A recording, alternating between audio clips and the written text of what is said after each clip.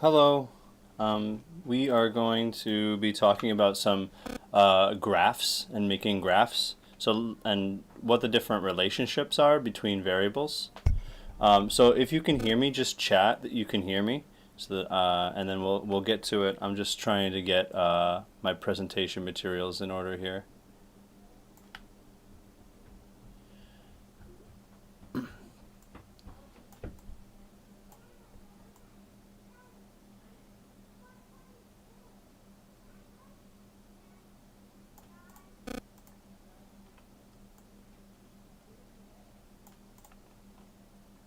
There we go. All right, so let's get started. We'll turn this off.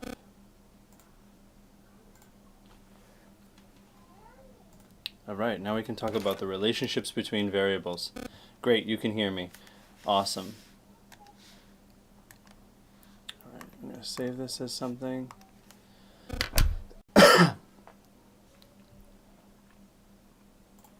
This is going to be, today is the 3rd, and this is lab variables. Okay.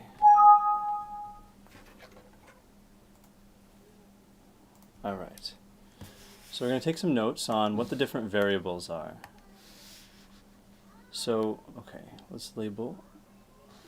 Where's my cursor? Okay, so today, let's go a little thicker. Today is 09/03/20.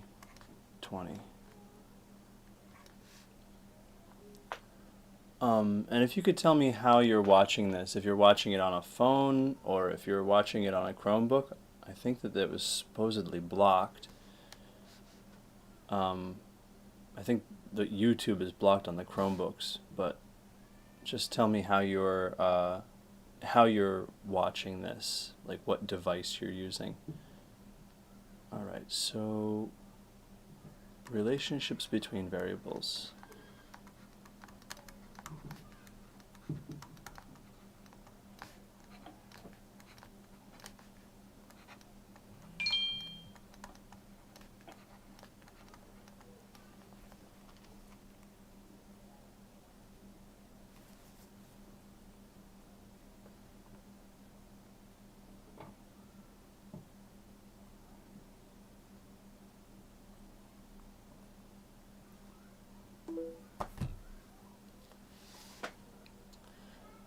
All right, so we're going to take some personal laptop. All right.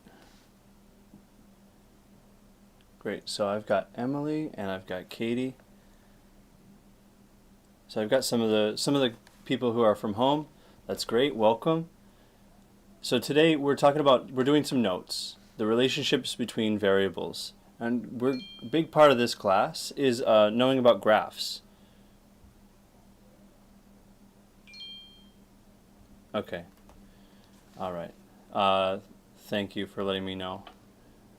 The relationships between variables. Okay, so how can different variables have relationships? So let's start with an example. Let's say that I have a certain amount. Let's say that I have one variable that I'm going to call. Let's do it with a yellow. Let's say that there's something that can change. Variable just means a quantity that can change. And let's say that variable 1 is happiness.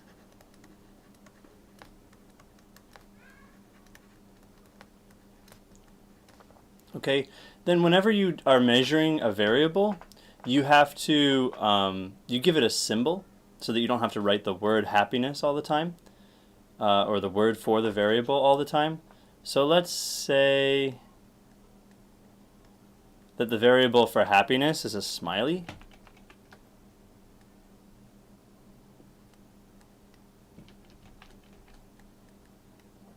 Let's make that our variable for happiness. A circle, dot, dot, smile. That's going to be our variable. That's going to be the symbol.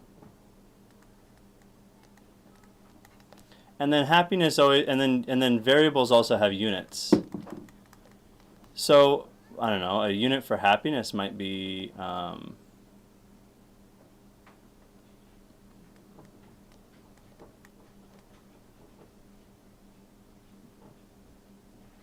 don't know if that's too dated. Give me a suggestion for what the units of happiness might be. I'm going to make another variable.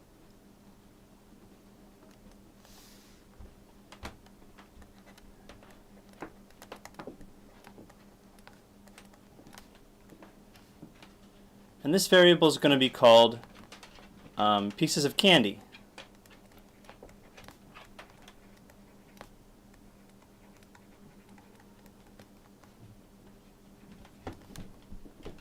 So we're going to need a symbol for that. And we're going to need some units for that. So anyone can comment on what the units for candy consumed would be. I'm thinking like something like that, like noms. And I like lulls for units on happiness.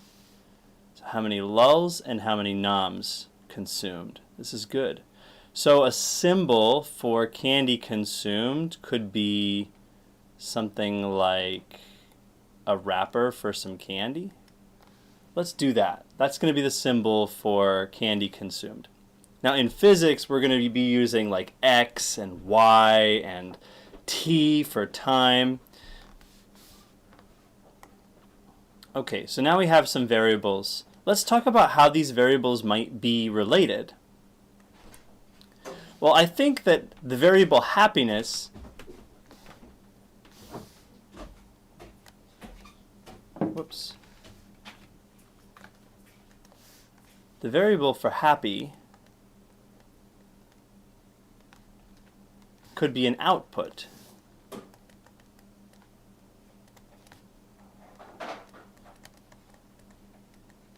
That means it could be a result.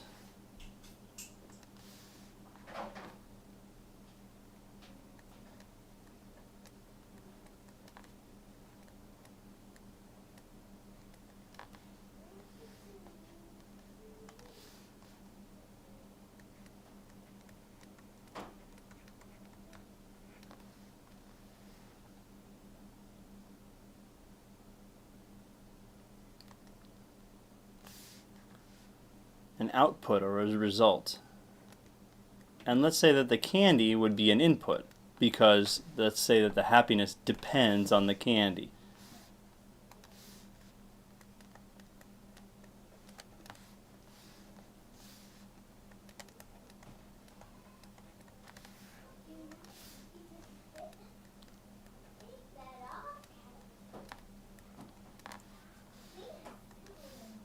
And this could be like a cause or a...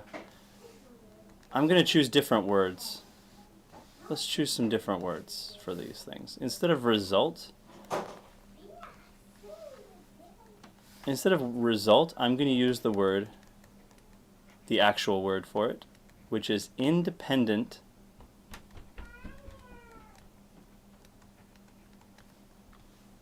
I think it has an E. Independent variable.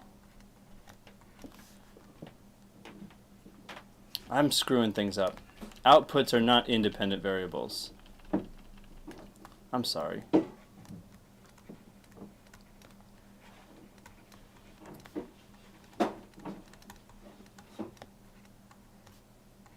The outputs are the dependent variables because they depend on the inputs. So the happiness would depend on the number of candies that we had. So the input would be the independent variable. Okay, so I've got an independent variable, my candy, that's my input, and my dependent variable is an output.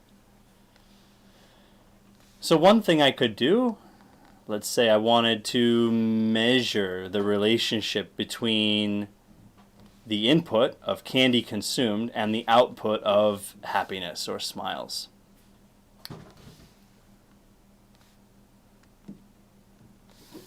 What I would do, what we typically do in science, is we'll take the independent variable and we'll put that on the x-axis. And we'll take the output, which is the dependent variable, and plot that on the y-axis. So what we should measure is, we could come up with a table. And the table could have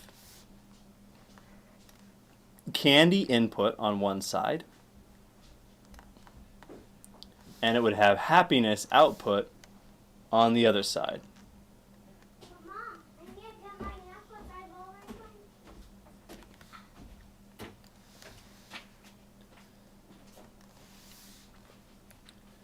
Okay, so let's say, what happens if we've consumed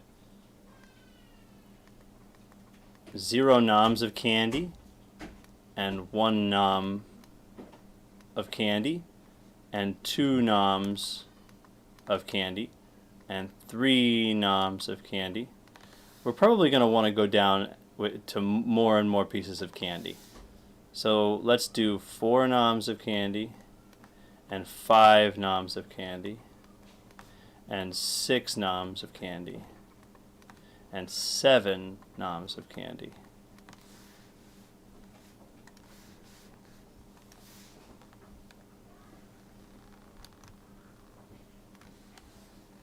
Let's go to 7. That should be enough for us to be able to see a result.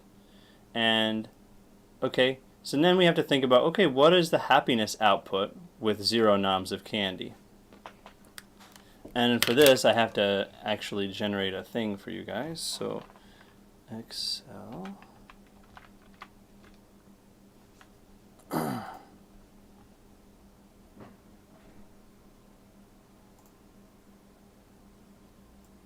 Let's see, y equals, I have to make up a function here.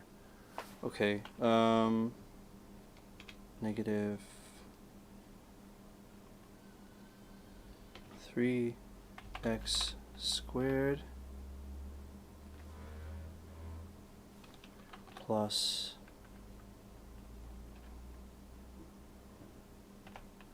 4x. There we go. So let's make this 0.5. There we go.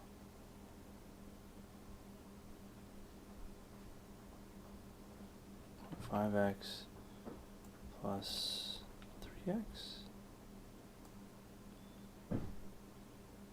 plus 2x 0.2. No, here.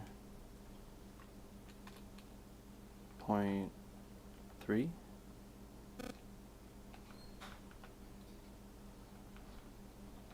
Okay, yeah, that'll work very nicely.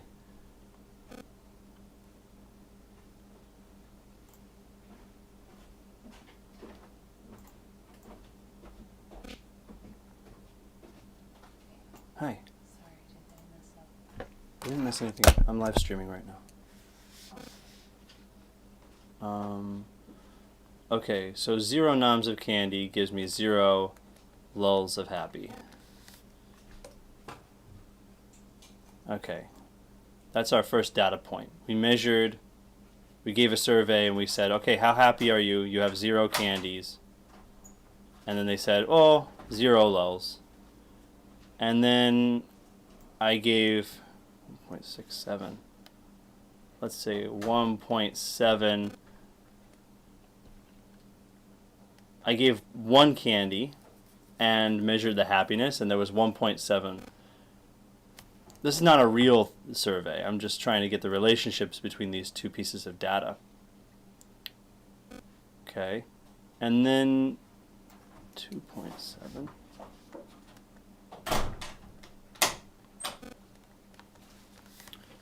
Then there were 2.7 lulls. And with 3 noms, there were 3.0 lulls. And then with 4 noms,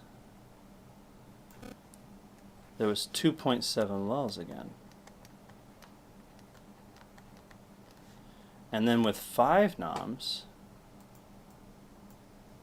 there was 1.7 again. Was it 1.7? It was, yeah, nearest to 1.7 lulls. And then at 6 noms, people were reporting 0 lulls again. And then at 7 noms, we got negative 2.2. Is that right? Negative 2.3. They were experiencing negative 2.3 lulls of happiness. Okay, so this is a hypothetical data set. And now I'm going to erase that. So then what we would do with this, we have to find a relationship between these two variables. Okay, so the question would be, what is the relationship between the input of candy and the output of happiness? So we would plot this.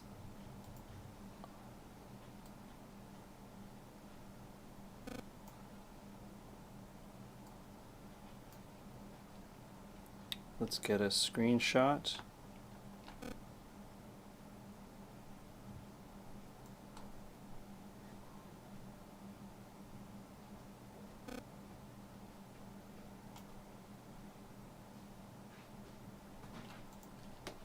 And paste it in here.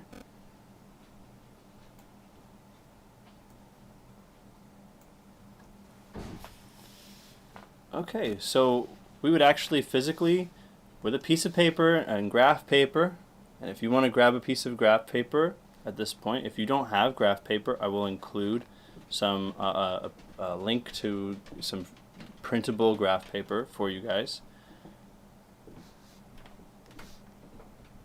There is also graph paper in the physics room in one of the drawers to the left of the phone. So ask Miss Snyder about that. Okay, so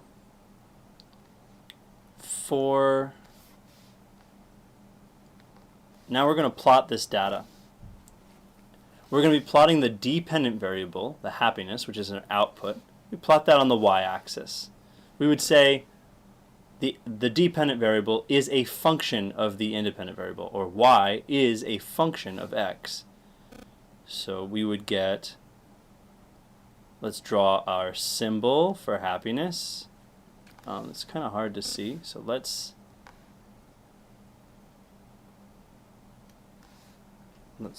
make a nice background for our happy face. So we would say this axis has happiness, and we put parentheses, measured in lulls. Okay, and we have a nice scale here. We have to make sure, does the scale cover all of our, is our data going to fit on the scale? So on the vertical axis, what kinds of values? We have to go from the lowest value, which is negative 2.3, and negative 2.3 is here. It's somewhere here on the graph. And positive, how big does it get? 3. Do we have positive 3 on this graph?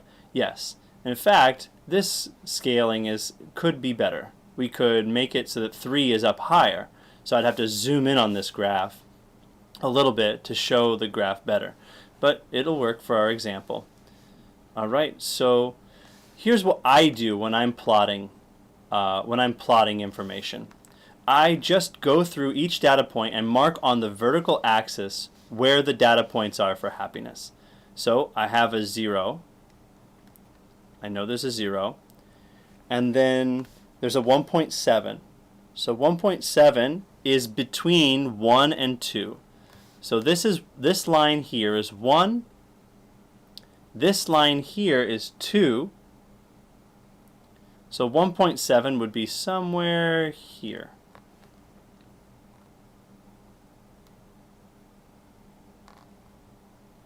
.7. Where's 2.7? Okay, so 2 and 3. So somewhere in between 2 and 3. 2.7 would be 70% of the way from 2 to 3. So it's almost to 3, but by 70%. Not like almost, like right on 3, nearly up to 3. That would be like 0.9.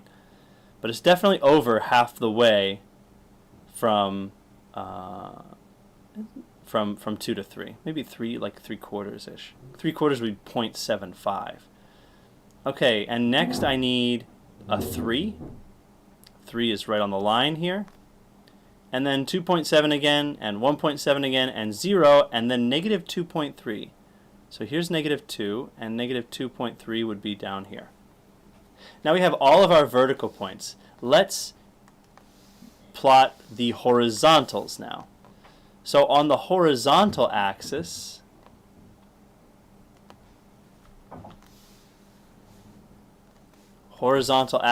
I have my other variable, which is candies, which is measured in noms.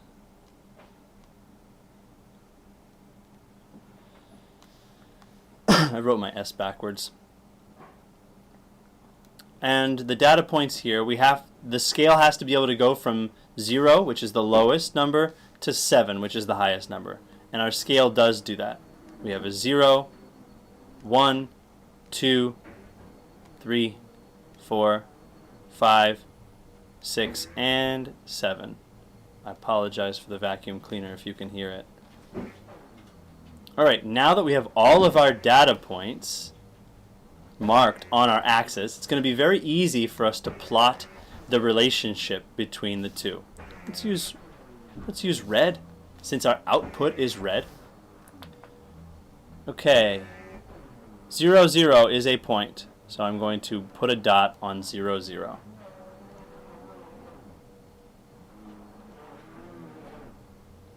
And then 1 noms has an output of 1.7. That dot goes right here. 2 noms has an output of 2.7, so that goes right here. 3 noms has an output of 3.0, so that would go right there. 4 noms, 2.7. 5 noms, 1.7. 6 noms, 0. 7 noms, negative 2.3. So that's down here. Alright, we've plotted data, and we can see that what the relationship might be. So we have to determine what is this mathematical relationship. And there's a list to pick from. There's a certain list of mathematical relationships. So now we need to learn about what are those list of mathematical relationships that there could be. So, all right, is, for example, our happiness based, sorry about that. Just gonna mute for a second.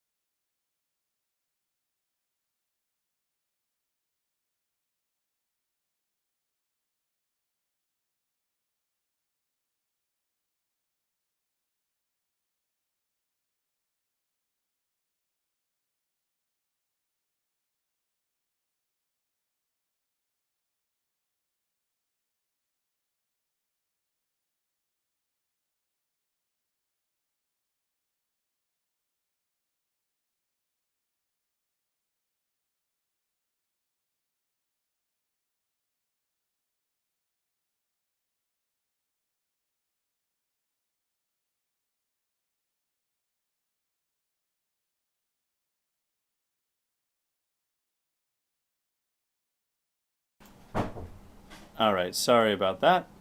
Okay.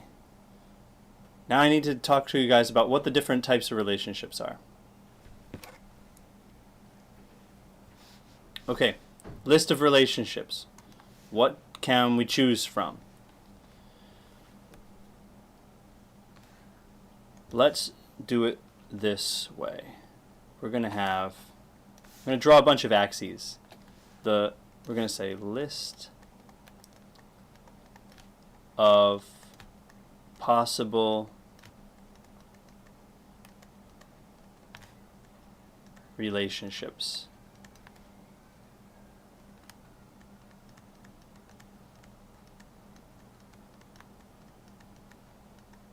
And how are we doing on time?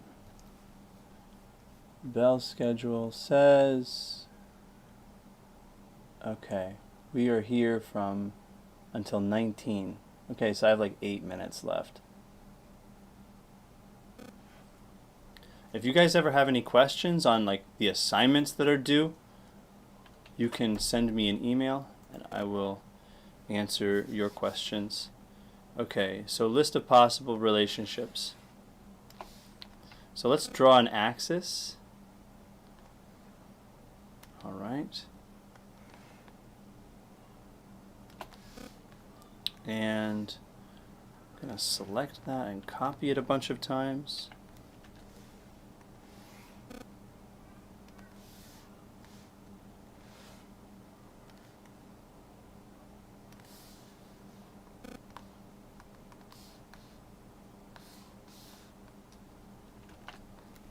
Okay.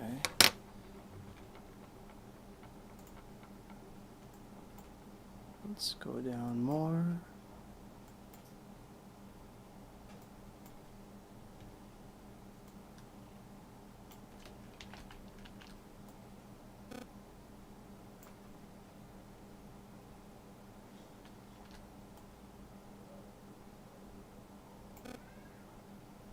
Okay. Alright, that's all we'll have time for probably. So we're not going to be determining what this actual list of relationships is. We'll be doing that next time. If you guys want to attempt to find out what is the relationship as an equation, then you should screenshot this data. And then if you guys can provide me with an equation, that would be awesome. And you guys would already know how to do this, and you'd be showing me that you already know how to find the mathematical relationship between sets of data. But let's talk about the different relationships. The first relationship is called the direct relationship. So we would say, so this would look like, it would be a statement which would say the output is directly proportional. So I guess this is called the direct proportion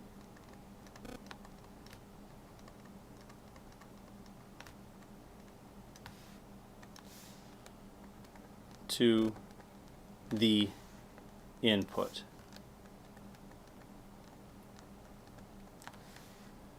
So that would be the statement you would say. And the graph for this looks like a line of any slope. I should make this red. A line of any slope that passes through the origin. This is a very special relationship. So we would say that the function when x is equal to 0, or sorry, when the x-axis or input, when input is equal to 0, then the output is also equal to 0.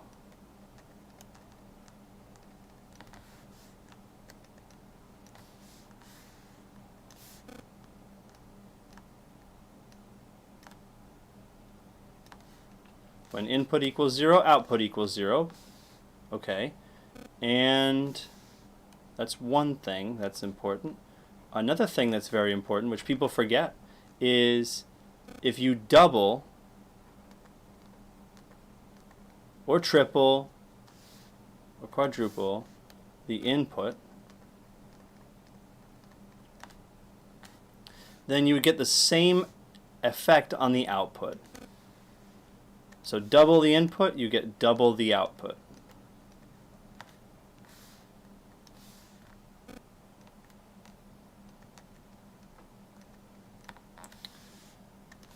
All right. The direct proportion is the most important proportion, or the most important relationship to know about. Okay, to know about these two things. When the input is 0, the output is 0, and if you double the input, you double the output. If those two things aren't true, well, if the second one's not true, then the first one's definitely not going to be true. So the second one is the most important. Doubling the input, doubling the output. You could check. If you double the input, does it double the output? Let's look at our example. Okay, I have 1.7 to 3 is close to doubling. Oh, sorry. Let's look at the input. Okay, from 2 to 4, I have 2 noms to 4 noms, 2.7 lulls to 2.7 lulls. Okay, there's not a doubling happening there. How about from 1 to 2 noms? 1 nom to 2 noms, that's a doubling. 1.7 to 2.7, that's not doubling. Double of 1.7 would be 3.4. So it's not a doubling. How about tripling? 1 nom to 3 noms is a tripling. Is 1.7 times 3 equal to 3? No. Tripling 1.7 times 3 would equal 5.1. So no. All right. So this is not a direct relationship. We can rule that part out. Not a direct proportion. Okay, now let's talk about the next one. Linear.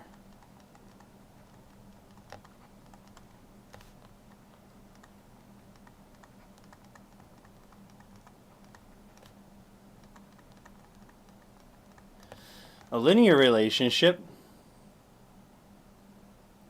we would just say, what statement could we make about that? We would say,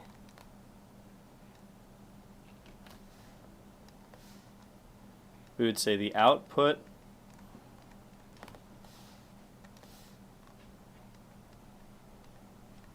changes linearly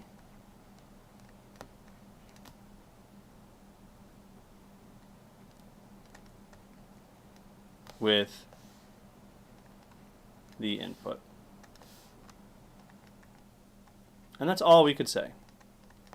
We couldn't say that there's a direct relationship at all. When the input is 0, the output would not be 0.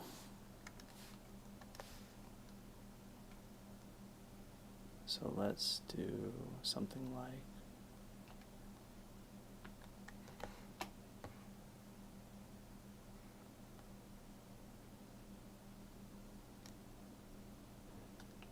it could be like this.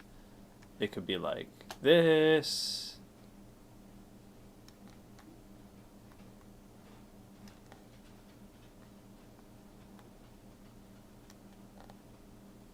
Let's do that.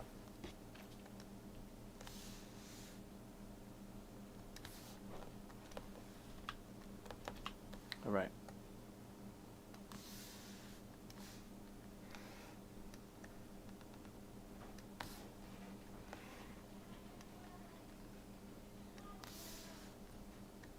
All right, let's talk about no relationship.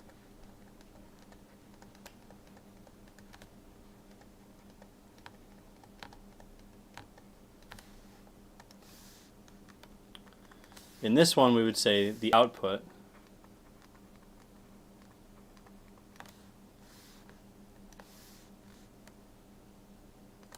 is not affected by the input.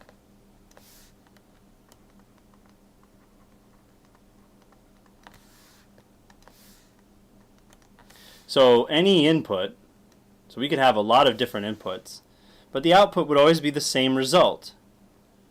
So for example, if there was a horizontal line.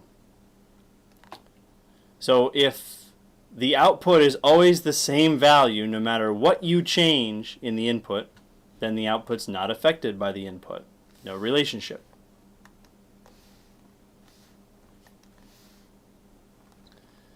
Let's do one more. You can do the inverse relationship or the quadratic relationship. Let's do the square.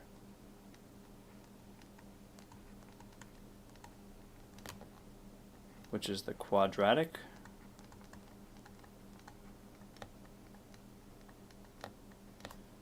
Relationship.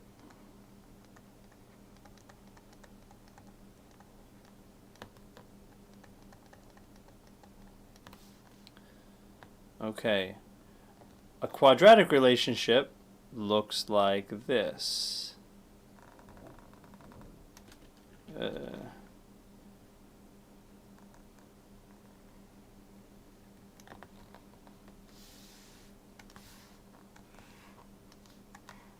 That's one way, and it's kind of like a parabola. Oh no. I'm gonna make two of these.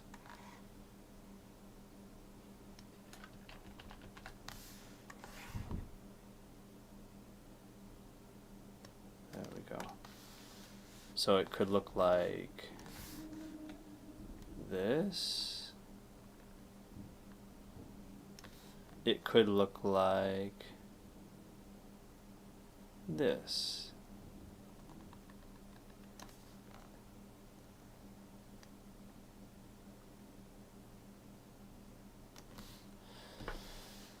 Now, for there to be a square relationship, the input being 0 has to make the output 0 as well. So that's important. So we would say here, with this relationship, the output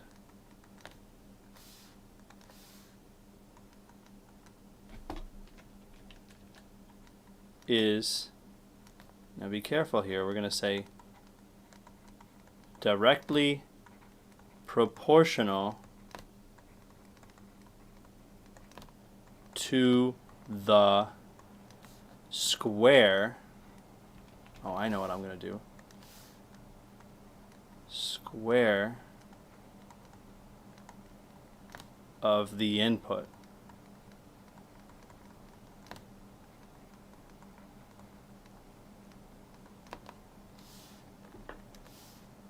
Square of the input means like the input squared, okay? So like all of these inputs squared plotted against these outputs unchanged. We'll have to talk about that next time, because I think we are out of time.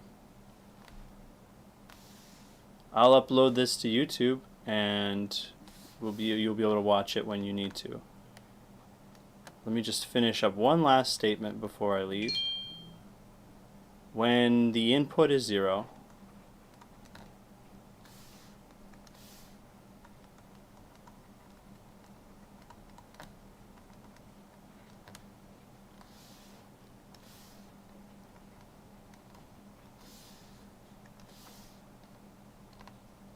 the output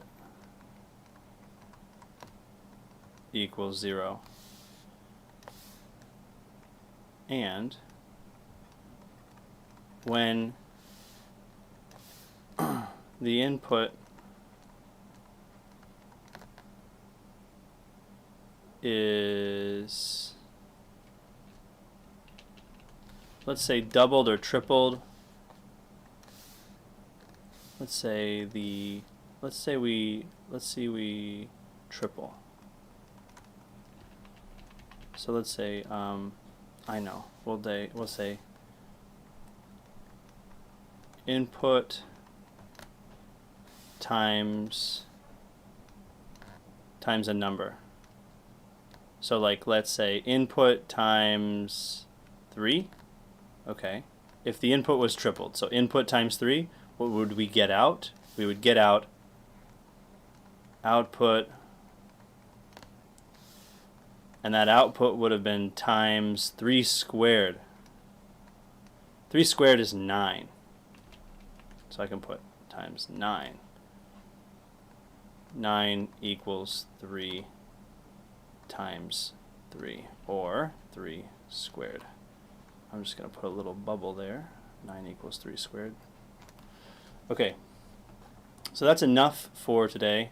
I used an entire period of talking about relationships between variables, and we did an example, and we talked about 4 of the possible relationships, and there are many more.